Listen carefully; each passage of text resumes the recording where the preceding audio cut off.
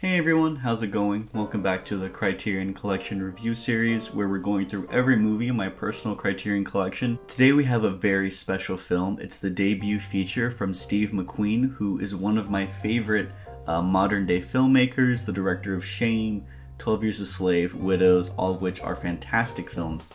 And this film, as I said earlier, is his first, and it really shows his knack for imagery, metaphor, and for creating a sensory experience. And that film is Hunger, which is number 504 in the collection, so you know we're getting up there now.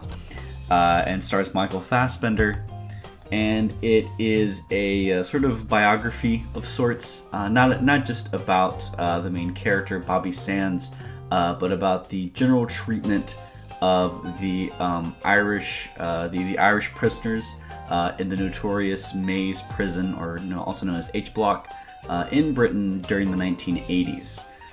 So for some background, I will be completely honest, I am not as well versed in this issue as I probably should be. I don't know if it's necessarily a strength or a weakness, but one of the choices that Hunger makes is to not give you a lot of background on the politics of what's happening, but rather just showing how these Irish prisoners were treated in the prison, and lets you sort of decide for yourself how effective that is and if that works. But from what I understand, in the mid early 70s, there were Irish prisoners who had been arrested after sort of violent outbreaks in an effort to fight for their own freedom from Britain, to be considered their own country. Britain's famous for colonizing, so I'm pretty sure they're involved in that. But when they were initially arrested, a lot of these people were given a special type. Essentially, they were considered prisoners of war because they viewed themselves as soldiers, as a part of an army. But then in 1975, I want to say, the Thatcher administration took away the special assignment, and now they were just considered regular criminals. And so a lot of these Irish prisoners began many protests in an effort to regain their political status. Now, a lot of these protests were very self-deprecating or very humiliating, and led to horrible conditions. There was I want to say it's called the blanket protests, where they didn't want to wear the clothes given to them by the prison. They wanted to wear their own civilian clothes as they were promised, so they just wore blankets or sometimes nothing at all. There was essentially a no cleaning protest, where they refused to bathe and covered the walls in their own excrement. And there was also plenty of hunger strikes, which had various levels of success. But then in the 1980s, one Bobby Sands, who was the subject of the film, decided to have a hunger strike that did lead to some changes in policies, where he went 66 days without eating, and I also believe without drinking. From there, it did help to eventually, from what I understand, give the Irish people their political status back and move them towards some freedom from Britain, or being given more rights beyond that. While I may not be super versed in what was happening with the IRA at the time, after watching the film, I am more aware of how they were treated, and about the human capacity for torture and for suffering. And I think that's the ultimate goal of Hunger. As I said earlier, Steve McQueen is a master of sensory filmmaking, and I think Hunger is an incredible example of that, where it's not only a film that you experience visually, but through the sound design, the cinematography, the lighting, the editing, everything. I feel it's a movie you can smell, you can feel, you can touch, you can hear, obviously. There's a really great sequence early on where one of the new prisoners arrives, and it's this simple sequence where he is there's a broken part of the bar covering the window, and there's a fly on it, and he's just lightly touching it, trying to interact with the fly, this sort of reaching out for freedom or trying to experience it. And I feel like you can feel the cold of the room. You can almost feel like the metal scraping the finger and the fly. It's an incredible sequence. And the sensory nature of it really reminds me of Luca Guadagnino's Call Me By Your Name, which is a film that I always say makes me feel warm wherever I am. I can feel the Italian sun no matter where I am, what time of year it is. I just get this warm feeling from it. And in Hunger, I get a very cold feeling. Of course, a lot of it does take place in the winter, but I just feel this coldness, this callousness almost, and that also comes from how the prisoners are treated, which the film is very brutal in showing and very unflinching, but it rarely feels exploitative.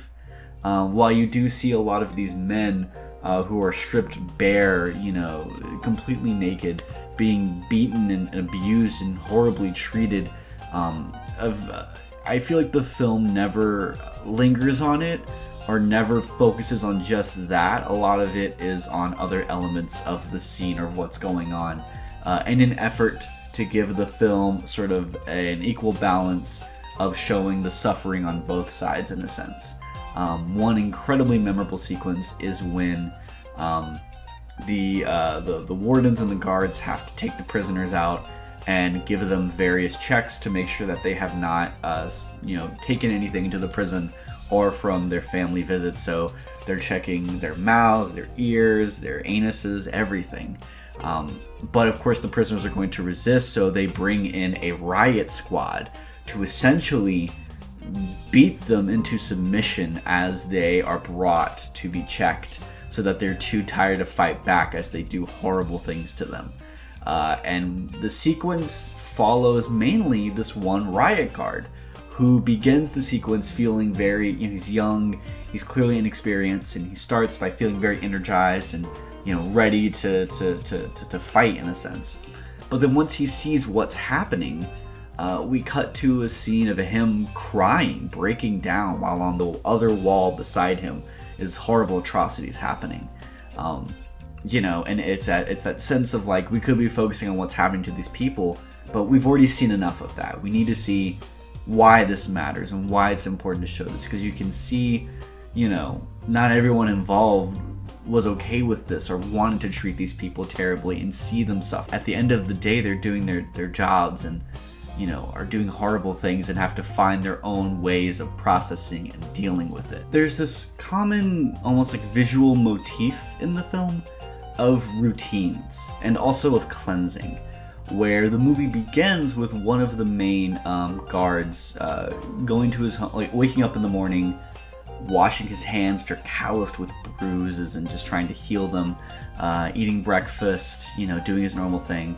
And a part of his daily routine is checking under his car for a car bomb, But he has these daily routines that he enacts and does so that he can sort of reconcile with what's happening. At the same time, the prisoners have their own routines of, eating their food, saving it up to make a paste, smearing their shit on the walls, just they have their own ways of coping with what's happening and keeping the fire of anger and political outrage raging within them. And there's a lot of imagery of cleansing, where a lot of the guards and the British government in general are trying to wash their hands of this, right? They're trying to hide what's going on and not make it seem like they're hurting innocent people that just want simple rights, but instead are punishing criminals who are asking for ridiculous things, when in reality they want basic human rights and will do what they can to show how horrible they're being treated. And I think that aspect of the film is so well done and really shows a depth that McQueen always seems to find in his films, of finding a way to humanize people without necessarily excusing them, but more showing the impact this has on a wider scale, which I really admire about the film. And I've been talking for over 10 minutes now, and we've only been talking about the first third of the film. We haven't even gotten to anything with Bobby Sands, which we really begin to see him. So Bobby Sands is played by Michael Fassbender, who is incredible in this film.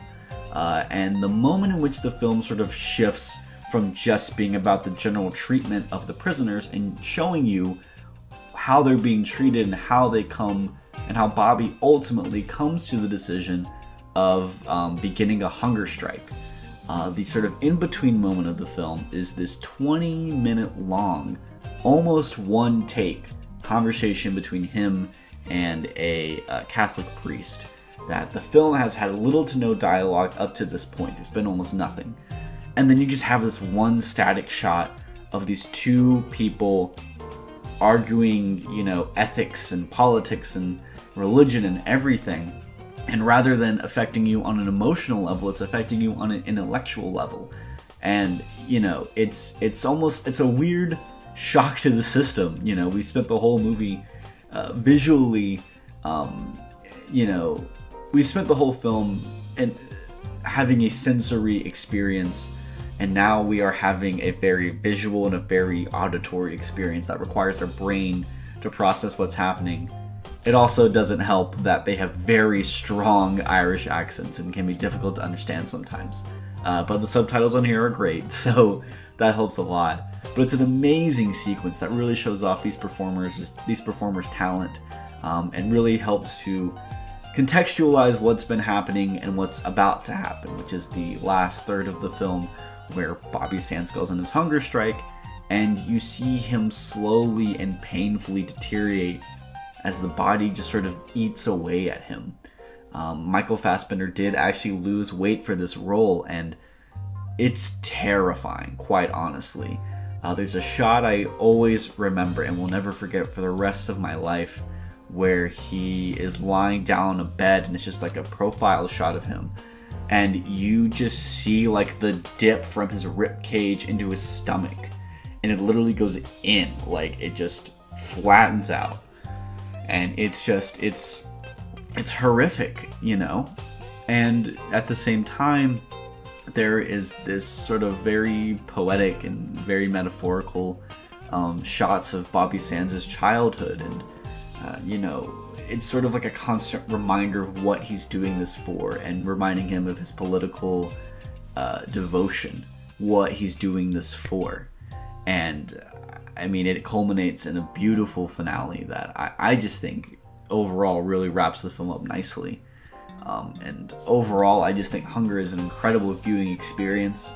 I've somehow watched it 3 times, and it never gets easier anytime. It's a tough film to get to, but I think the messages it's conveying, I think its intentions are so noble and are so well conceived, and McQueen's shooting and filmmaking is so beautiful that it helps to alleviate how, the difficulty of watching the film. It clearly isn't exploitative. It clearly has a lot of, passion put behind it, and it's a film really worth seeing, especially if you are a fan of McQueen's other films and want to know where he got his start at. But this release from Criterion is a little lighter than most. I believe it was released soon after the film came out. Maybe it's the main, home release of it, which happens sometimes with Criterions. So the special features are not extensive, but they are really, really well done. They have a great interview that the Criterion Collection conducted with Steve McQueen to go further in depth on his intentions with the film and what it means to him, where he touches a lot on that sensory experience I was talking about earlier. We have a documentary on the making of the film, which is really interesting. And then we also have an interview with Michael Fassbender. And probably the most fascinating inclusion here, which is, one of those great Criterion touches, is an episode of a BBC program called Panorama, where it goes into it's sort of like a special report on the Maze prison and on how these prisoners were being treated. And it's very great at giving some historical context, but it also shows where the visual inspiration for the film came from, where some shots and some interiors and everything just feel like they look as if they were ripped straight from this piece. And I think that was intentional. This clearly was a reference point for the film, and it really shows their attention to detail while making. And then also you get a booklet written by Chris Dark, my apologies, that is really great at not only giving historical context for the film, but further analyzing and going in depth and breaking down the film, as all of the great Criterion booklets do. But overall, it's a pretty standard Criterion package in terms of special features and additions, but they do a lot to enhance the film, especially if you are a fan of it and want to learn more about how it was made and see where Steve McQueen got his start as a filmmaker. And overall, I really recommend Hunger and think it's an amazing film that you should see at least once, but I understand if you never want to watch it again and how brutal and tough it is. Either way, thank you all so much for watching. What do you think of Hunger? What do you think of Steve McQueen? Please let me know in the comments below. I'd love to hear some thoughts about that. If you liked the video, please like it. If you want more people to see it, please share it around. And if you want to watch more videos like this, please consider subscribing, where next time we're going to be looking at a really fascinating sort of documentary that I'm really excited to revisit because it's been so long since I've seen it, and that is Close Up. But either way, thank you all so much for watching, and I hope you have a great rest of your day. Bye-bye.